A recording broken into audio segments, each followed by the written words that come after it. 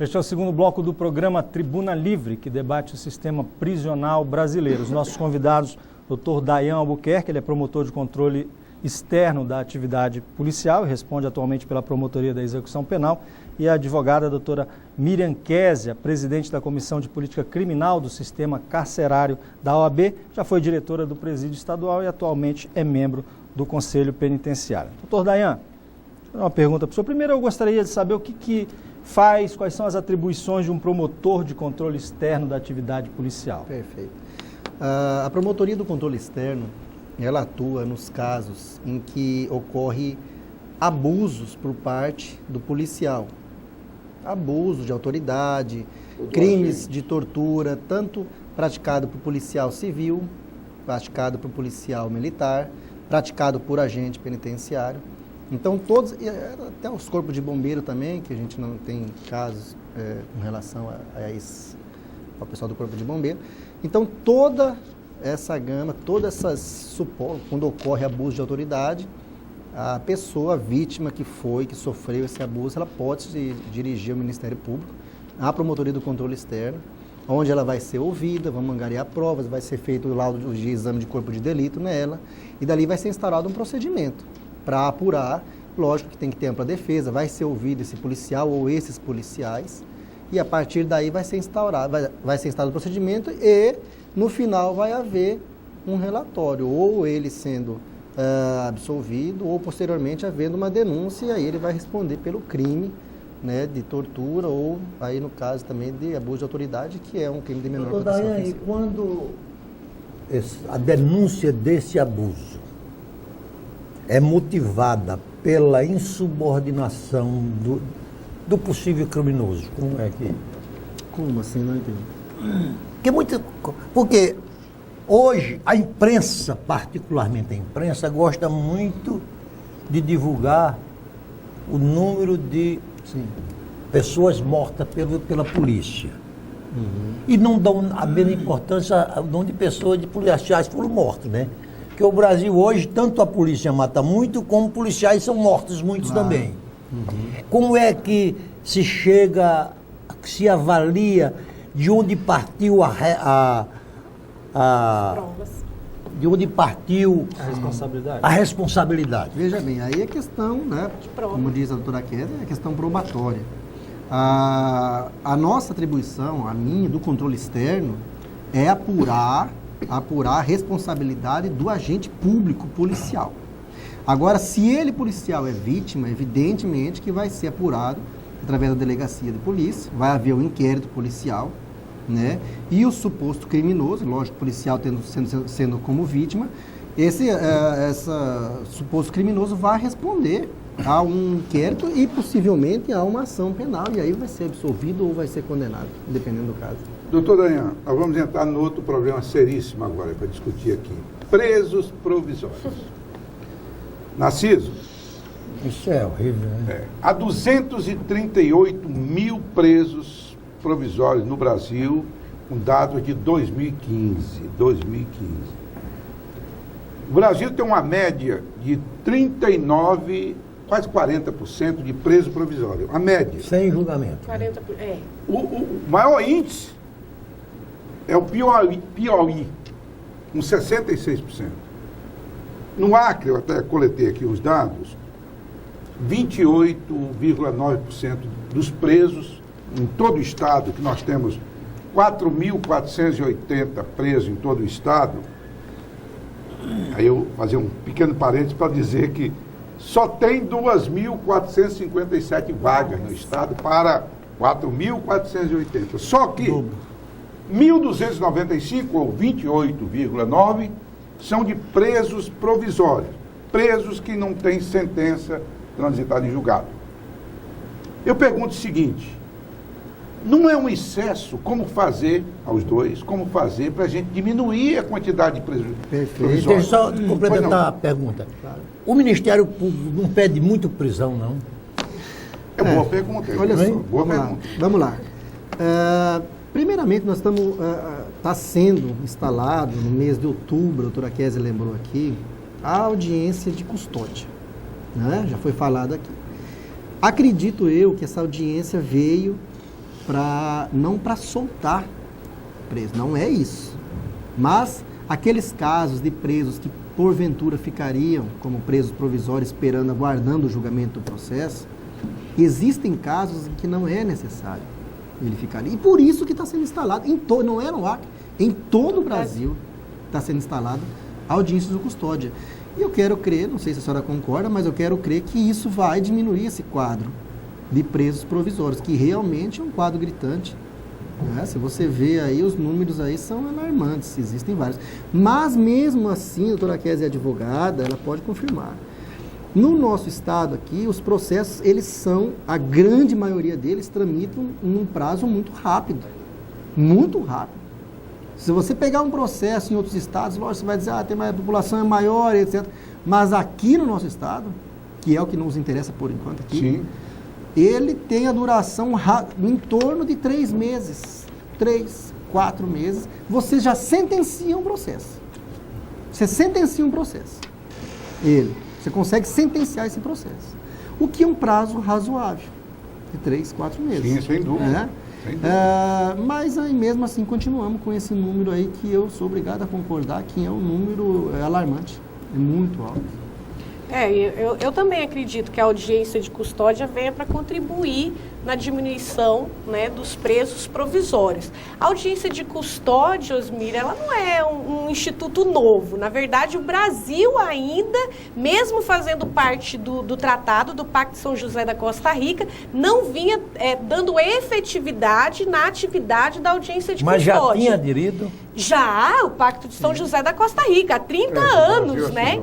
Então, assim, o que é a audiência de custódia, para quem está assistindo a gente em casa? A audiência de custódia é aquilo que a gente vê nos filmes americanos, que o indivíduo comete o crime e ele rapidamente comparece na presença de um juiz. E ali o juiz avalia os critérios, né, para garantir, para permitir que ele responda o processo em liberdade. É bom que a população entenda isso, para não criar essa sensação de impunidade, para não criar a sensação de insegurança, porque, na verdade, o processo para ele vai continuar, né? A ação penal dele não termina na audiência de custódia. O que vai ser verificado na audiência de custódia são os requisitos autorizadores para que aquele indivíduo responda o processo em liberdade, justamente para que a gente possa garantir uma entrada menor no sistema, porque essa entrada do indivíduo no sistema,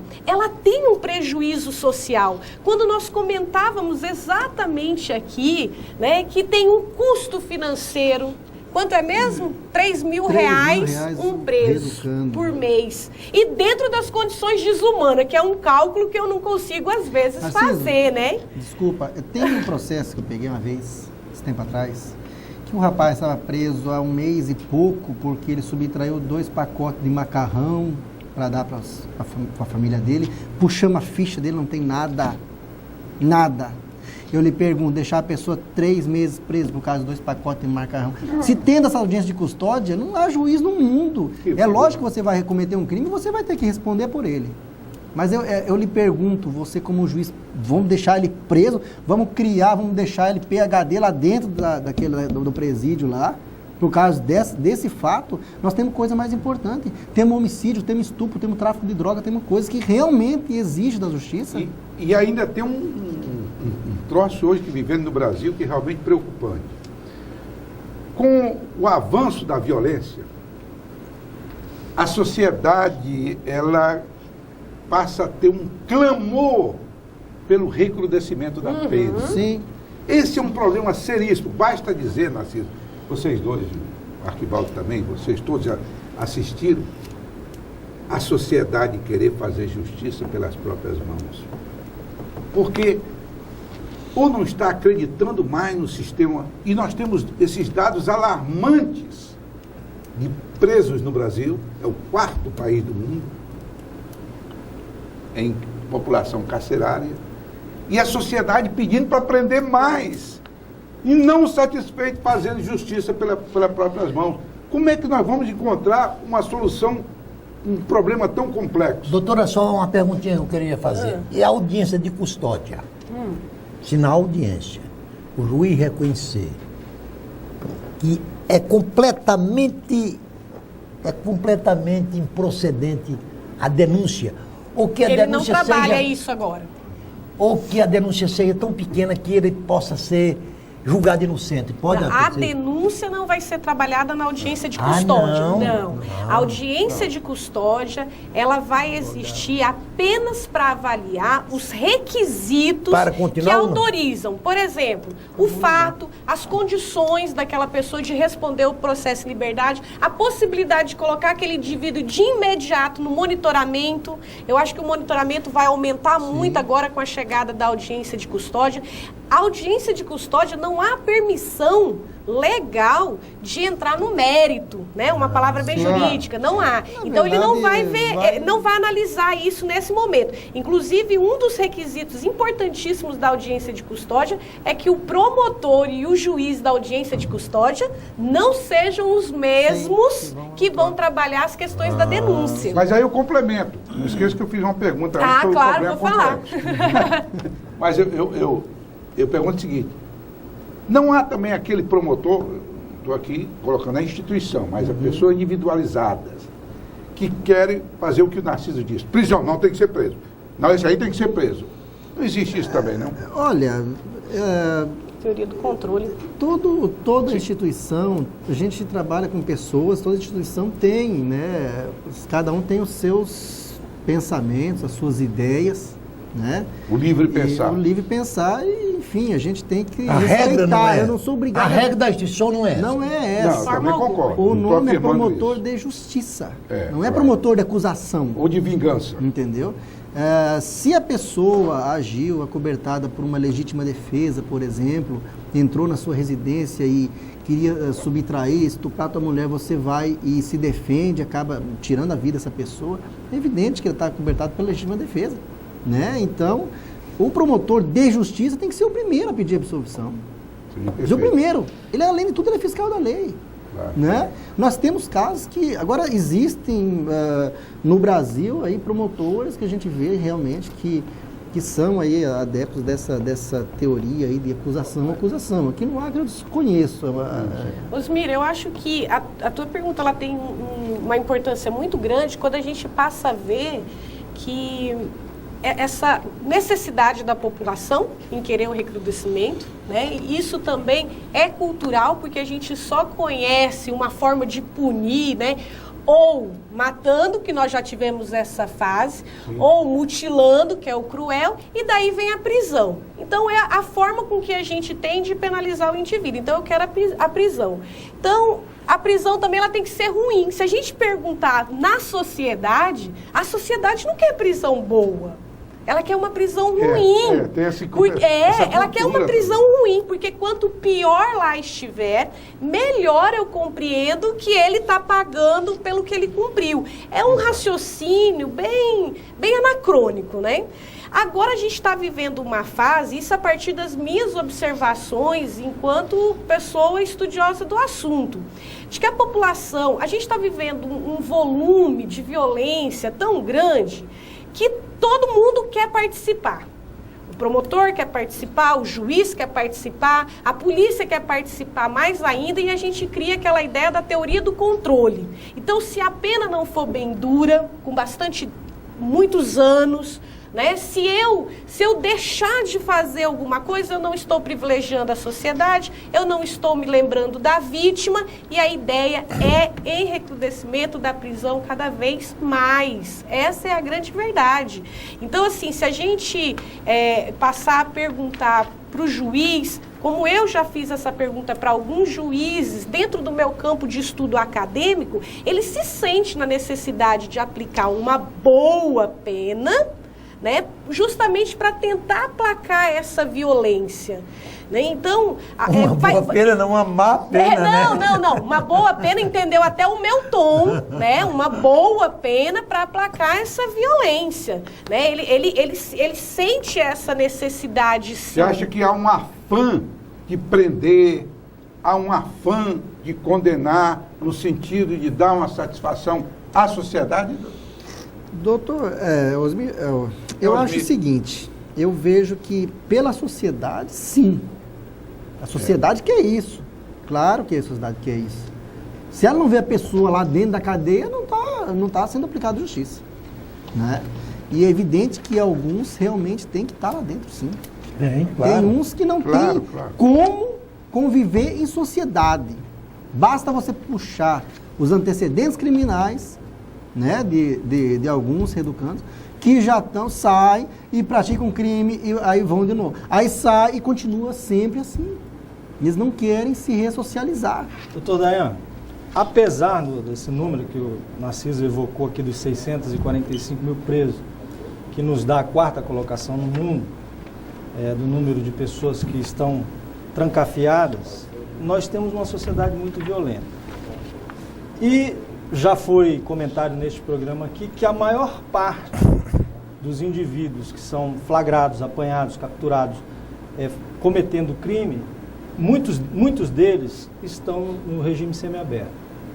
Não é um pouco de um contrassenso, um paradoxo, que nós prendamos tanto, mas soltemos tanto a ponto dessas pessoas que deveriam estar lá cumprindo pena, estejam nas ruas cometendo novos crimes, engrossando a violência? Sim, concordo. Na minha visão, o problema está no nosso sistema progressivo. Você vê, foi debatido aqui, você pratica um fato delituoso grave, você vai para o regime fechado.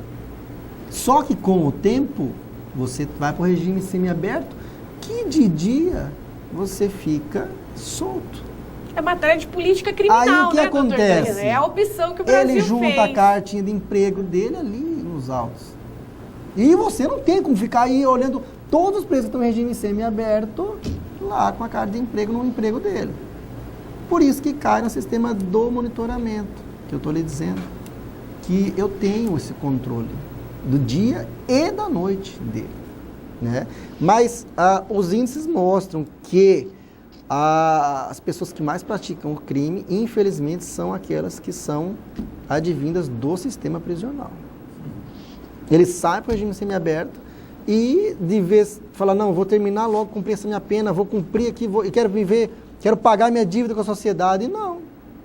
Ele acaba cometendo outro crime e acaba voltando de novo. O índice de reincidência é muito grande. Porque não há um processo de ressocialização correto dentro das prisões. E a sociedade não é receptiva para receber... Não, nós não temos nem preparo cultural para isso. É o contrário, tem é um repudiar. olhar diferente, Narciso. Um olhar diferenciado. Você tem uma empresa, chega um reeducando ali no regime semiaberto, falando que precisa trabalhar, eu quero saber, você é reeducando, você é presidiário, já fala assim. Reeducando tem uma palavra agradável. Ele já fala que você é presidiário. Presidiário. Aí já tem esse olhar que você citou aí, né, por muitas pessoas. Aí o cara se sente dizer tão... Então agora perdido o boi, perdido da boiada. Perdido o boi. Nós vamos fazer mais um intervalo comercial, daqui a pouquinho nós voltamos. Por favor, não saia daí.